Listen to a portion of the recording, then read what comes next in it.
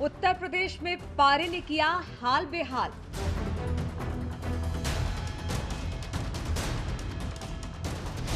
कई जिलों में पारा 43 डिग्री के पार।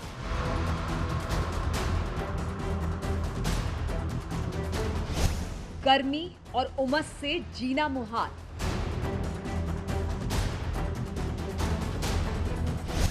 अगले 2 दिन में राहत के आसार।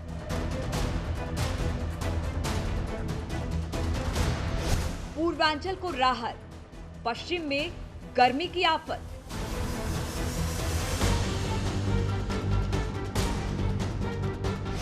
लोगों को रिमझिम बारिश का इंतजार।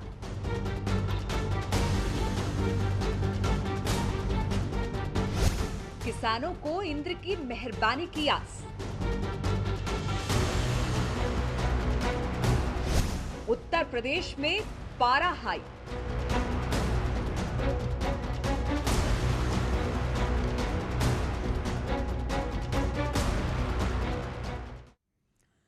जी हां, तो उत्तर प्रदेश में पारा हाई है। लोग यहां बड़े परेशान हैं गर्मी से। नमस्कार, मैं हूं नीलू। तो उत्तर प्रदेश में गर्मी अपना प्रचंड रूप दिखा रही है।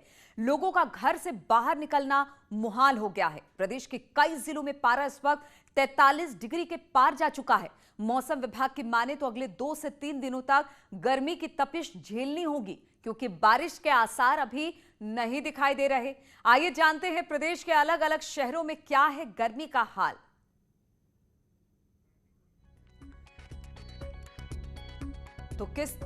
तो किस तरह से लोग इस गर्मी से परेशान हो रहे हैं। बस अब इंद्र देवता से गुहार लगा रहे हैं कि किसी तरह से बरखा बादल बरसे और इस बेहाल होती गर्मी से थोड़ी राहत मिले। बातचीत करने के लिए अमित राणा इस वक्त गाजियाबाद से, राजीव हमारे साथ लखनऊ से जुड़ रहे हैं। पहले अमित के पास ही चलते हैं। अमित, गाजियाबाद की गर्मी बहुत ज्यादा है और लोग अब बस यही कह रहे हैं कि थोड़ी सी बारिश हो जाए तो राहत मिल जाए। क्या टेम्परेचर है और कब तक यहां पर बारिश होने की संभावना है, या फिर अभी इंतजार बाकी है? देखिए नीलू, आपको बताना चाहूंगा, गर्मी जो है लोगों को बेइंतहा परेशान कर रही है। यही वजह भी है कि लोग बाग अपने साथ पानी की बोतल लेकर निकल रहे हैं। साथ ही जो तरल पदार्थ है उन दुकानों पर भयंकर भीड़ देखने को मिलती है। अगर बात की जाए गाजियाबाद की, यहाँ की गर्मी बेहद ज्यादा लगती है, क्योंकि यहाँ पे जो पारा है दिन ब दिन बढ़ता ही जा रहा है। लोगों को हल्कान किया हुआ है गर्मी ने। वजह साफ है कि मौसम विभाग भी कह चुका है कि अगले 2 से 3 दिन तक ये तापमान यूं ही बरकरार रहेगा, बल्कि बढ़ने की भी आशंका जताई जा रही है। आप देख सकते हैं सड़कों पर भी दोपहर के समय चहल पहल कम हो जाती है। वजह यही है कि जो लोग बाग घर से निकलते हैं, या तो सुबह के समय शॉपिंग के लिए निकलते हैं, या फिर शाम के समय जब सूरज ढल जाता है। दोपहर के समय जो व्यस्त मार्केट है वो भी आपको सुनसान ही नजर आएंगी। सड़कों पर भी जो लोग निकल रहे हैं, जो बेहद जरूरी काम हो रहा है। बिल्कुल, तो लोग बच रहे हैं कि इस गर्मी से दो चार ना होना पड़े, क्योंकि कह रहे हैं कि रात में भी लू चल रही है। इस वक्त गर्मी इतनी ज्यादा है। राजीव लखनऊ से हमारे साथ जुड़े हुए हैं। राजीव, कहा जा रहा था कि मॉनसून बहुत जल्दी आ जाएगी, राहत बहुत जल्दी लोगों को मिल जाएगी इस गर्मी से, लेकिन बहुत लंबा इंतजार करना पड़ रहा है। गर्मी किस तरह से लखनऊ में?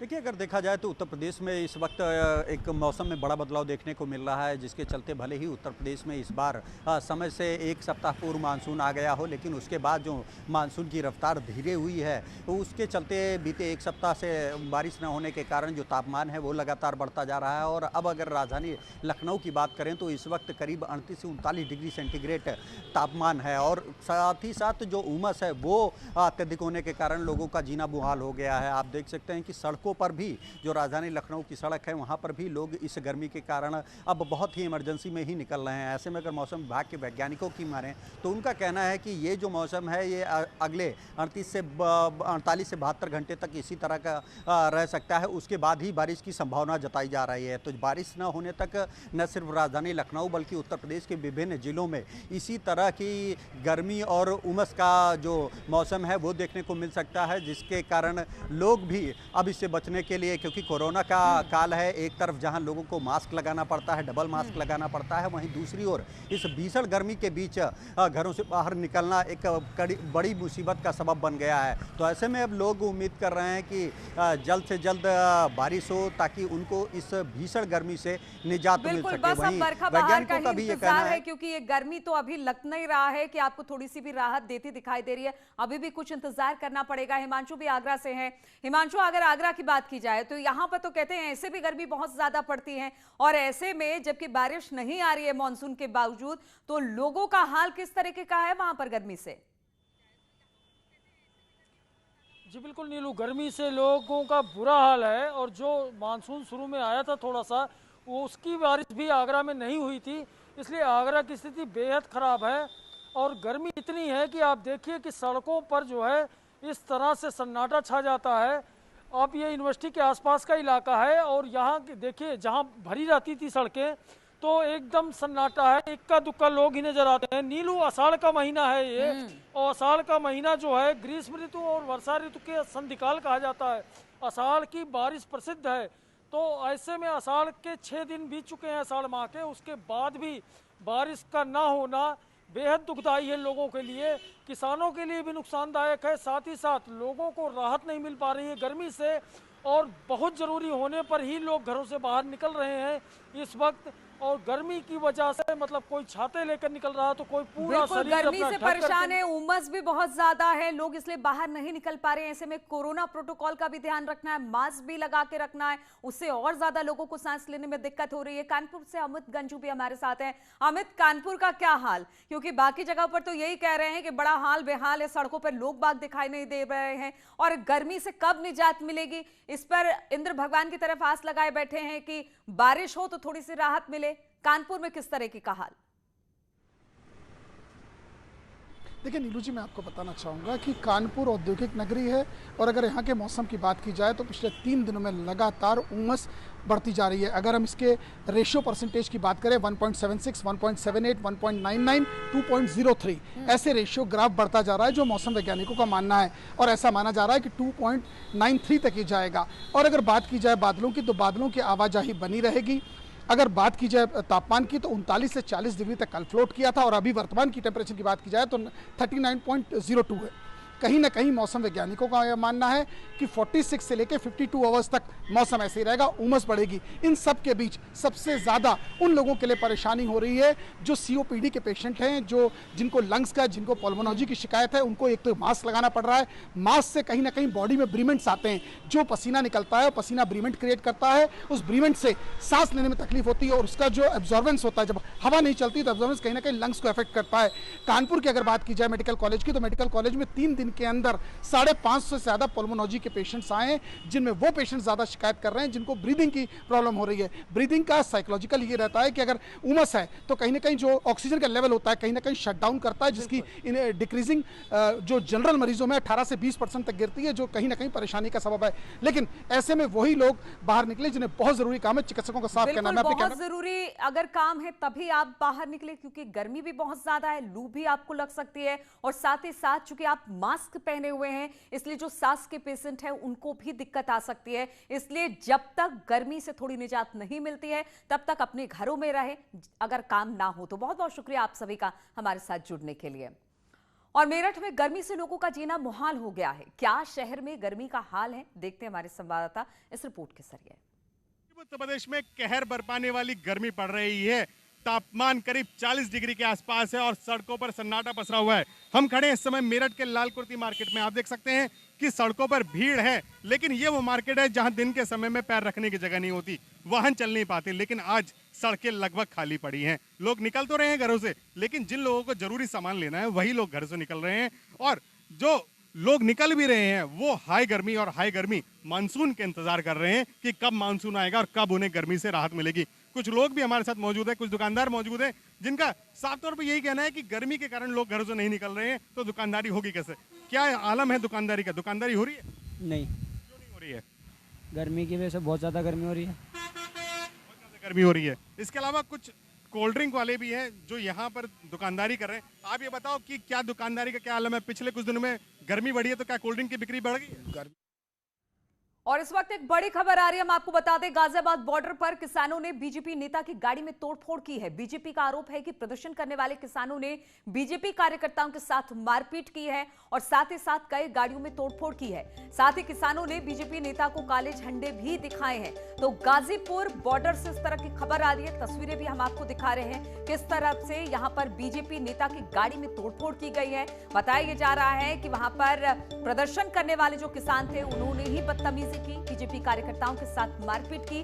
साथ ही वहां पर कई गाड़ियां खड़ी थी जिसमें तोड़फोड़ की गई है। साथ ही किसानों ने बीजेपी नेता को काले झंडे भी दिखाए हैं।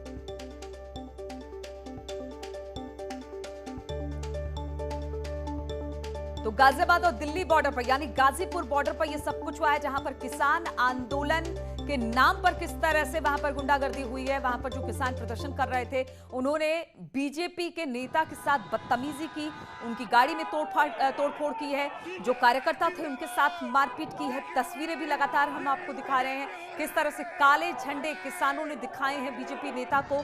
तस्वीरें गाजीपुर बॉर्डर की है जहां पर बीजेपी नेता अपने कार्यकर्ताओं के साथ पहुंचे थे, उनके स्वागत के लिए कार्यकर्ता पहुंचे थे और इस दौरान वहां पर किसान जो प्रदर्शन कर रहे थे वो पहुंच गए। बीजेपी नेता की गाड़ी में तोड़फोड़ की है, वहां पर और भी खड़ी गाड़ियां थी उनमें भी तोड़फोड़ की है। साथ ही कार्यकर्ताओं के साथ मारपीट भी किसानों ने की है और काले झंडे भी बीजेपी नेता को दिखाए हैं। अमित राणा इस वक्त फोन लाइन पर हमारे साथ जुड़े हैं। अमित, तस्वीर हम देख पा रहे हैं किस तरह से वहां पर काले झंडे दिखाए जा रहे हैं, कितनी ऐसी गाड़ियां जिसमें तोड़फोड़ की है और क्या ये किसान वही हैं जो कि वहां पर आंदोलन करने बैठे हुए थे? मैं आपको बताना चाहूंगा, पूरा माजरा गाजीपुर बॉर्डर से ही शुरू हुआ। दिल्ली गाजीपुर बॉर्डर पर किसान पिछले 7 महीने से बैठे हुए हैं।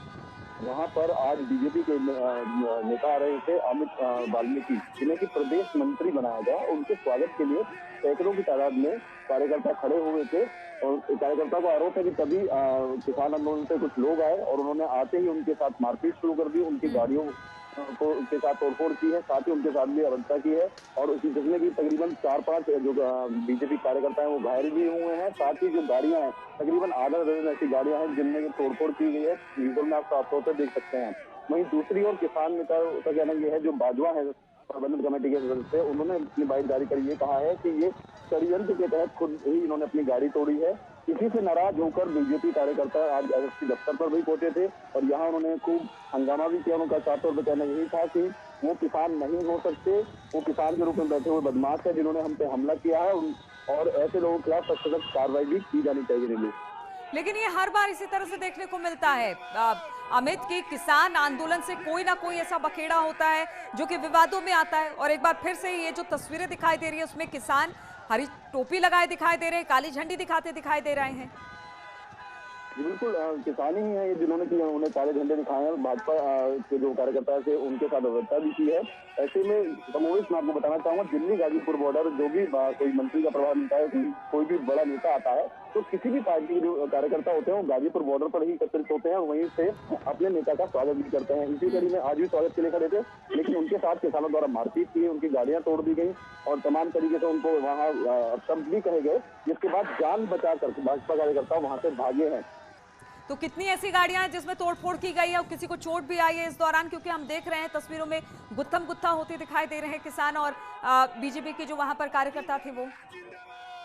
तकरीबन 4 बीजेपी कार्यकर्ता हैं जिन्हें भी मामूली चोटें आई हैं। गनीमत इस बात की रही थी कि किसी को गंभीर चोट नहीं लगी है। वहीं 6 ऐसी गाड़ियां हैं भाजपा कार्यकर्ताओं की जिनमें तोड़फोड़ की गई है, जिनमें विजुअल में आप साफ तौर पर देख सकते हैं कि जो गाड़ी के शीशे हैं चकनाचूर कर दिए गए हैं।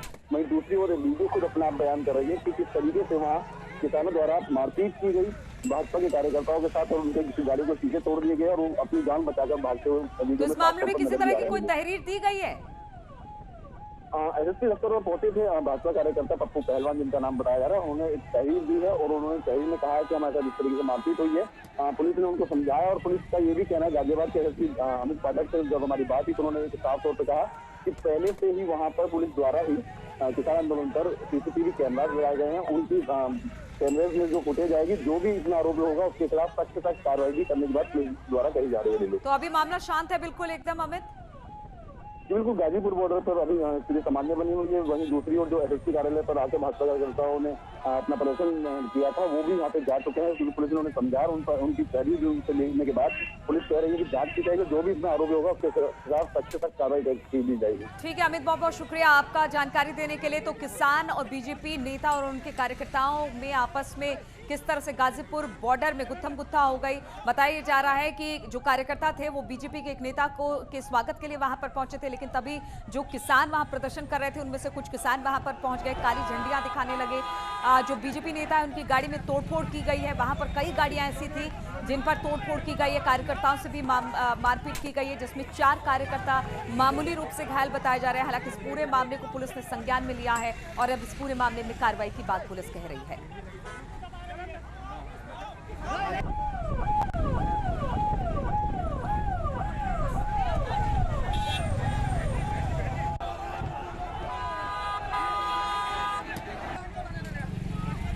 गाजियाबाद दिल्ली बॉर्डर पर मारपीट हुई है, तस्वीरें हम आपको दिखा रहे हैं किस तरह से वहां पर किसान उग्र हो गए। बीजेपी के नेता के स्वागत के लिए वहां पर पहुंचे थे कार्यकर्ता, लेकिन इस दौरान वहां जो किसान बैठे हुए थे धरने पर, उनमें से कुछ किसान वहां पर आए, बीजेपी कार्यकर्ताओं के साथ बदतमीजी की, उनकी गाड़ियों में तोड़फोड़ की है।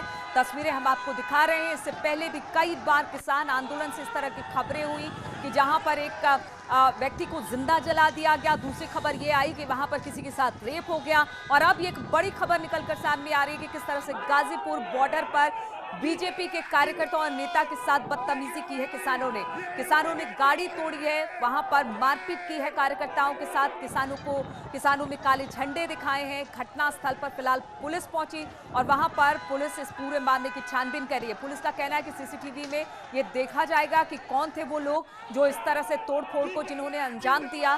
गाड़ी की तस्वीरें भी हम आपको दिखा रहे हैं कि किस तरह से इस गाड़ी में तोड़फोड़ की गई है। बताया ये भी जा रहा है कि वहां पर कुछ गाड़ियां और खड़ी थी, उनमें भी तोड़फोड़ की गई है। और किस तरह से आपस में उलझ गए बीजेपी कार्यकर्ता और किसान। लगातार इस तरह की खबरें किसान आंदोलन से आती है, जब किसान इस तरह से सड़कों पर उतरते हैं और फिर उनकी बदतमीजी एक तरह से देखने को मिलती है। और इस बार भी कुछ इसी तरह से देखने को मिला है। और रुकेंगे छोटे से ब्रेक के लिए, फौरन हाजिर। तो हम आपको बता दें, इस वक्त बड़ी खबर आ रही है, एडीजे प्रशांत कुमार को ही डीजीपी का चार्ज दिया गया है। अभी तक डीजीपी के नाम का ऐलान नहीं हुआ है, लेकिन हितेश चंद्र अवस्थी आज रिटायर हो रहे हैं। ठीक उससे पहले एडीजे प्रशांत कुमार को डीजीपी का चार्ज सौंपा गया है। जब तक नए नाम का ऐलान नहीं हो जाता है, तब तक अभी एडीजे प्रशांत कुमार ही कार्यभार संभालेंगे, इस तरह की खबर आ रही है। तो रिटायर्ड हुए डीजीपी हितेश चंद्र और एडीजे प्रशांत कुमार को चार्ज दिया है अपना। तस्वीरें हम आपको दिखा रहे हैं। हालांकि 2-3 नामों पर मंथन चल रहा था, लेकिन अभी तक ऐलान नहीं हुआ है नए डीजीपी का। ऐसे में एडीजे प्रशांत कुमार ने डीजीपी का कार्यभार संभाला है, क्योंकि हम आपको बता दें आज हितेश चंद्र अवस्थी उनका कार्यकाल समाप्त हो रहा है। तो ऐसे में अभी तक चुनाव डीजीपी का नहीं हुआ, तो प्रशांत कुमार जो एडीजे हैं उनको चार्ज दिया गया है डीजीपी का। तो अभी तक नए डीजीपी के नाम का ऐलान नहीं हो पाया है। 2-3 नाम ऐसे हैं जिस पर चर्चा चल रही थी, लेकिन ऐसे में और बातचीत करने के लिए ऋषभ मणि हमारे साथ जुड़ गए। ऋषभ, जो नए डीजीपी आने वाले हैं उनके नामों का ऐलान अभी नहीं हुआ है, ऐसे में प्रशांत कुमार ने डीजीपी का कार्यभार संभाला है, क्या कुछ खबर मिल रही है? जी देखिए, सिग्नेचर बिल्डिंग जो उत्तर प्रदेश पुलिस का मुख्यालय है, वहां पर डीजीपी एचसी अवस्थी ने अपना charge ADG law and order Prashant Kumar को सौंप दिया है। जब तक सरकार नए डीजीपी का ऐलान नहीं करती है, तब तक प्रशांत कुमार ही डीजीपी के तौर पर काम करेंगे। हालांकि यूपीएससी ने कल प्रक्रिया के तहत सरकार को एक पैनल भेज दिया है 3 सीनियर मोस्ट आईपीएस अफसरों का, जिसमें नासिर कमाल, मुकुल गोयल और डॉक्टर आरपी सिंह का नाम शामिल है। लेकिन अभी तक सरकार की ओर से अगले डीजीपी का ऐलान नहीं हुआ है, लिहाजा प्रशांत कुमार ही तब तक डीजीपी का कार्यभार देखेंगे जब तक नए डीजीपी का ऐलान नहीं होता है। ठीक है, एडीजे लॉ एंड ऑर्डर को ही ये कार्यभार सौंपा गया डीजीपी का, लेकिन इसमें देरी क्यों हो रही है ऋषभ? देखिए, ये सरकार को अपने स्तर से निर्णय लेना होता है। अब यूपीएससी ने तो अपनी जिम्मेदारी निभा ली, जो तय प्रक्रिया है उसके तहत सीनियरिटी के आधार पर पैनल भेज दिया गया है। अब ये सरकार को देखना है, 2022 चुनावी साल है, क्या उनकी जो सोच है उसमें फिट बैठते हैं मुकुल गोयल, आरपी सिंह या नासिर कमाल, या कोई दूसरी प्रक्रिया भी अपनाई जा सकती है। यूपीएससी का पैनल सरकार मानने के लिए बाध्य नहीं है, उसको नकारा भी जा सकता है। ऐसी स्थिति में क्या कोई कार्यवाहक डीजीपी बना के कार्य चलाया जा सकता है, ऐसे तमाम कयास लगाए जा रहे हैं। फिलहाल अभी सरकार के पास समय है, आज शाम तक भी नए डीजीपी का ऐलान हो सकता है। नहीं भी होता है तब तक प्रशांत कुमार के पास डीजीपी का कार्यभार रहेगा। बिल्कुल ऋषभ, जिस तरह से हमने देखा था, जैसे कहा जा रहा था कि शाम तक नए डीजीपी का ऐलान हो जाएगा, नामों की घोषणा कर दी जाएगी, तो क्या हम इसको माने जिस तरह से एडीजे लॉ एंड ऑर्डर को प्रशांत कुमार को डीजीपी का चार्ज दिया गया है, तो क्या इस प्रक्रिया में थोड़ा और लंबा समय लग सकता है कि जब हम माने नए डीजीपी का ऐलान होने में अभी थोड़ा और वक्त लगेगा? लगना तो नहीं चाहिए, जो प्रक्रिया है वो पूरी हो चुकी है। यूपीएससी को पैनल भेजना होता है, वो सरकार को पैनल भेज चुकी है। और ऐसा नहीं है कि सरकार नहीं जानती है इन अफसरों के बारे में। सबकी रिपोर्ट, सबकी डिटेल सरकार के पास पहले से ही होती है। ये कुछ मिनटों का ही काम है। अब ये सरकार को डिसाइड करना है कि जो प्रोसेस है, प्रक्रिया है यूपीएससी के माध्यम से, उसको ही फॉलो करना है या सरकार के दिमाग में कुछ और चल रहा है 2022 के चुनाव को देखते हुए। चूंकि आप इस बीट पर हमेशा रहे हैं ऋषभ, इससे पहले भी कभी ऐसा हुआ है कि हाँ ठीक है अभी थोड़ा वक्त लगेगा डीजीपी के चुनाव के लिए, तो एक्टिंग डीजीपी फिलहाल बना दिया जाए, क्या इस तरह से पहले भी हो चुका है? जी हाँ, ऐसा पहले भी हुआ है, 2018 में भी हुआ है। सुलखान सिंह के रिटायरमेंट के बाद ओपी सिंह के नाम की घोषणा भी हो गई थी, लेकिन उनको सेंट्रल से रिलीव नहीं किया जा रहा था। तो 23 जनवरी तक, 1 जनवरी। चलिए, इस पर और अधिक जानकारी आपसे लेते रहेंगे। फिलहाल बहुत बहुत शुक्रिया आपका जानकारी देने के लिए। रुकेंगे छोटे से ब्रेक के लिए, लेकिन ब्रेक के बाद भी खबरों का सिलसिला जारी।